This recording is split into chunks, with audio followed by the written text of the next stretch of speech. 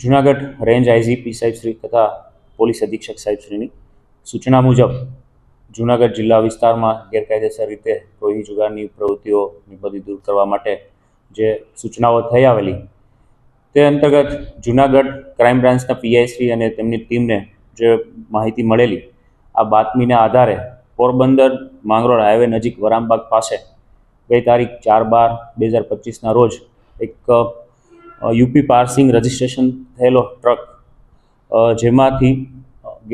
જેમાંથી ભારતીય બનાવટનો વિદેશી દારૂ 48 લાખ રૂપિયાની કિંમતનો મળી આવેલો અને જે ટ્રક ચાલક છે તે ઈસમ સાથે છે એ કબજે કરવામાં આવેલો. આ પ્રોહિબિશન એક્ટ મુજબ ગુનો દાખલ કરવામાં આવેલો. 48 લાખનો દારૂ અને જે ટ્રકની કિંમત કુલ મળીને 69 લાખ રૂપિયાનો જે મુદ્દામાલ છે એ કબજે કરવામાં આવેલો.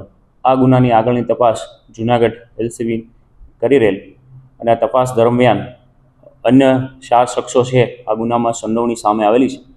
આ 4 આરોપીઓ વિરુદ્ધ તપાસ દરમિયાન અટક કરવા માટે પૂરતા પુરાવો મળી આવતા તેમની ધરપકડ કરવામાં આવેલી છે અને નામદાર કોર્ટમાં તેમના રિમાન્ડ માટે રજૂ કરવામાં આવેલા છે.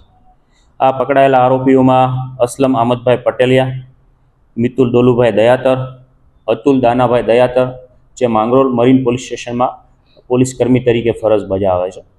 અન્ય દેવશી નથુભાઈ નંદાણીયા. આ 4 આરોપીઓની ધરપકડ કરી અને હાલ તેમને રિમાન્ડ માટે નામદાર કોર્ટમાં રજૂ કરવામાં આવેલા છે. આગળ આ ગુનાની તપાસ શરૂ છે.